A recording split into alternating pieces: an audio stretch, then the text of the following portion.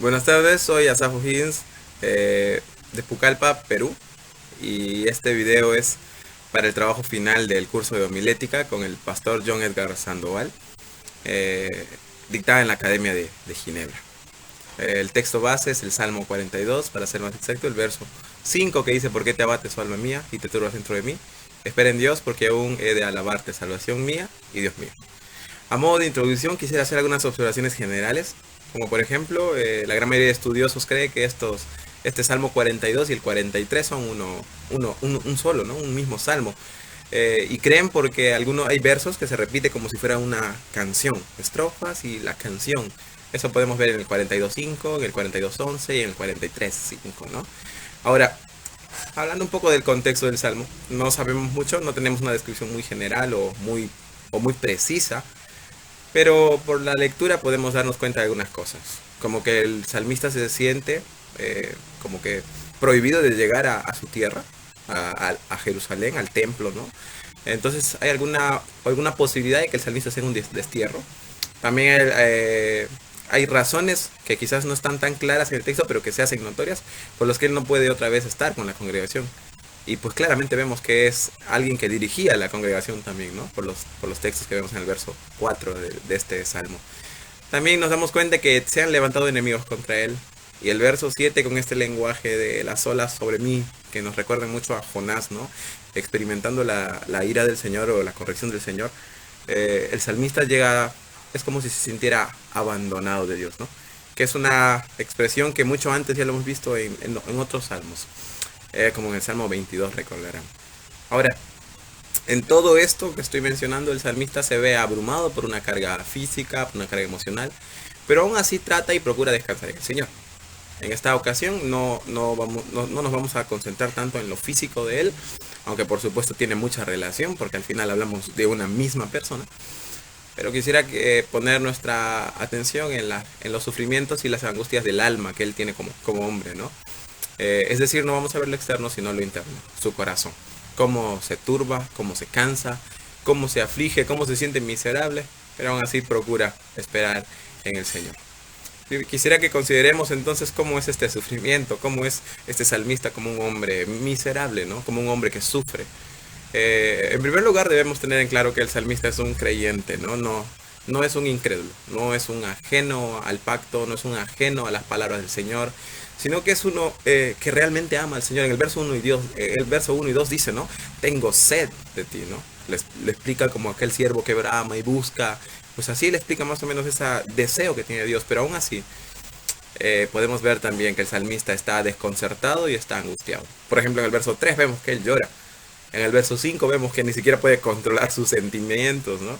Y en el verso 3, tras considerar estas palabras, casi podríamos entender que ni siquiera ganas de comer tiene por la preocupación, por la turbación, por la aflicción que él siente en su corazón. Ahora, nosotros como personas no somos ajenos a todos estos sentimientos. De hecho, la angustia, la tristeza, la decepción son parte de este mundo caído. Eh, claro que entendemos que cuando el Señor hizo todas las cosas eran buenas, pero entendemos que también por el pecado, nuestro pecado, el pecado de nuestros primeros padres, es que el sufrimiento, el dolor se introdujeron en este mundo. Ahora, alguno se podrá preguntar cuáles son las causas, ¿no?, de este sufrimiento. En términos generales lo acabo de mencionar, pero vamos a hablar de él como persona o de nosotros como persona. ¿Por qué nos afligiríamos? Sobre todo sabiendo que somos del Señor, ¿no? ¿Por qué llegaríamos a, a sentirnos tan mal? Creo que podríamos considerar algunas cosas externas, como las enfermedades. Claramente las enfermedades influyen mucho en lo que somos, en lo que pensamos. Dolencias, pérdidas, insultos, opresión, etcétera, ¿no? Pero como ya dije hace un momento, no quiero centrarme ahí porque al final son cosas que no podemos controlar, ¿no? Lo externo nosotros no podemos controlar, y más bien quisiera que nos centremos en lo interno, en nuestro corazón. Que de aquellas cosas de que sí podemos como cristianos, todavía aún más, ¿no? Estar conscientes y controlarlas. Por ejemplo, nuestro temperamento, nuestros deseos, nuestras preocupaciones, nuestras motivaciones, nuestros razonamientos, nuestros afectos, nuestra voluntad misma, ¿no? Todo esto que estoy aquí hablando como asuntos internos es lo que algunos predicadores o algunos expertos han llamado el yo interno, ¿no?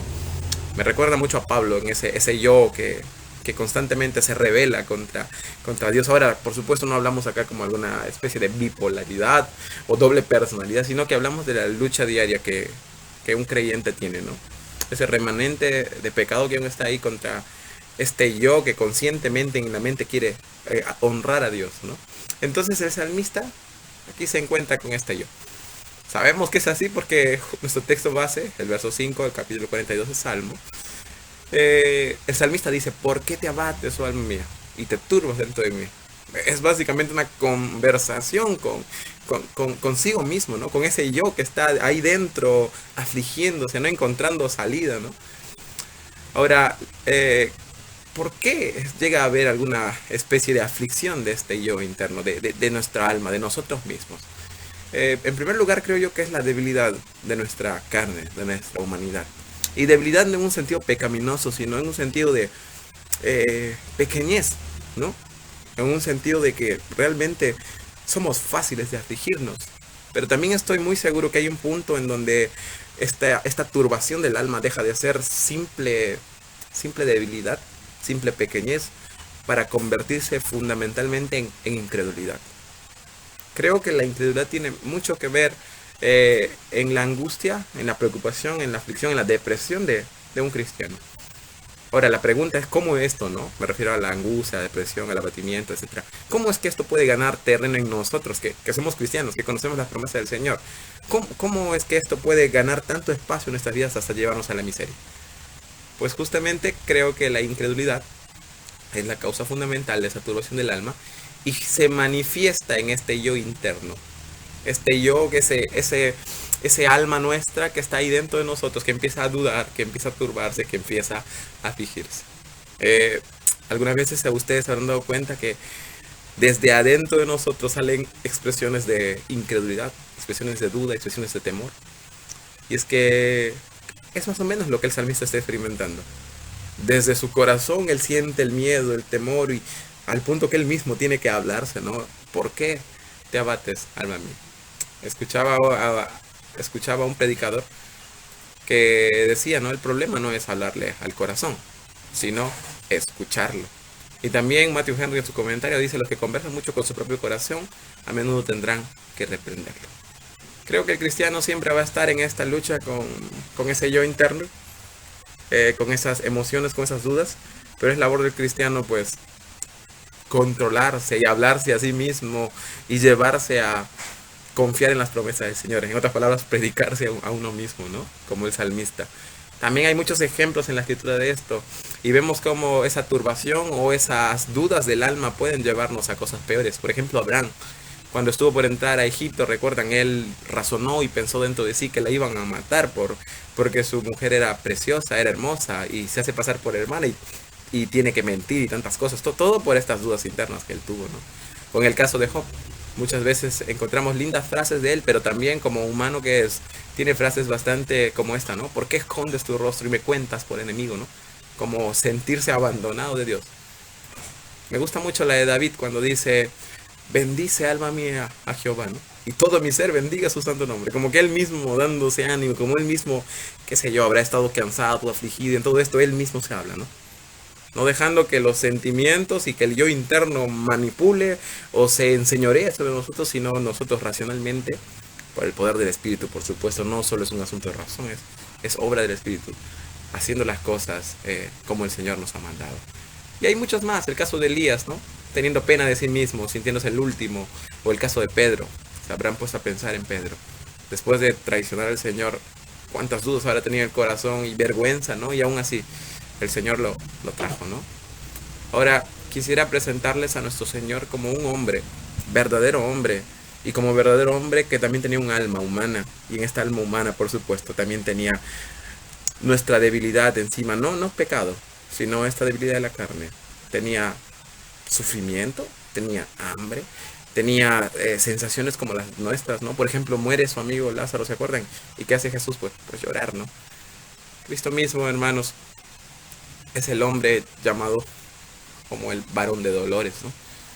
Si alguien sufrió semejantes dolores en el alma, pues creo que Cristo es el más grande ejemplo de todo esto. Pero la pregunta es cómo Cristo, siendo verdadero hombre, pudo alcanzar o seguir adelante? Pues la respuesta es la que estoy tratando acá de dar. Que no se dejó manipular o enseñorear por lo que él sentía dentro, sino que puso su mirada, como dice el autor de Hebreos en el capítulo 12, versos 4, 5, 6, que mirando hacia adelante menospreció, ¿no?, el sufrimiento por el que habría pasar.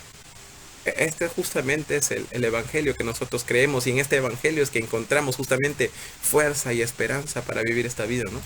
Que Dios, el verbo de Dios, siendo en forma de Dios, como dice Pablo, se vistió de humildad, se vistió de siervo para dar su vida por nosotros, para sufrir por nosotros, ¿no? Justamente este razonamiento luego lo va a usar el autor de Hebreos en el capítulo 4, verso 15, para decirnos que Jesús, entonces, como nuestro sumo sacerdote, conoce nuestras debilidades, conoce nuestros sufrimientos y pues puede socorrernos. No tenemos a alguien ajeno a nosotros. Hermanos, y el salmista, teniendo esta promesa como que en oscuridad, recuerden que es del antiguo pacto, él pudo permanecer y pudo vencer todas estas aflicciones solamente esperando en el Señor. ¿Cuánto más nosotros no pudiéramos? Si estas promesas se han cumplido ya en Cristo, Cristo como la promesa de Dios, y Él mismo ha venido a traer la voluntad de Dios para con nosotros, y Él dijo en Juan 6:39, esta es la voluntad del Padre, que todo lo que me diere, no pierda yo nada. ¿Por qué entonces nos angustiaríamos, no? ¿Por qué nos vamos a sofocar si la voluntad de Dios nos ha sido revelada? Ni uno se perderá. ¿Por qué afligirnos en la enfermedad si el mismo que murió y padeció por nosotros gobierna con bondades del cielo, haciendo que todas las cosas sirvan a nuestro beneficio, como dice Pablo en Romanos 8? Creo que esto debemos tenerlo muy fuerte en nuestro corazón, ¿no? ¿Por qué te abates, oh alma mía, y te turbas dentro de mí? Espera en Dios, porque aún he de alabarle, salvación mía y Dios mío. Que el Señor les bendiga.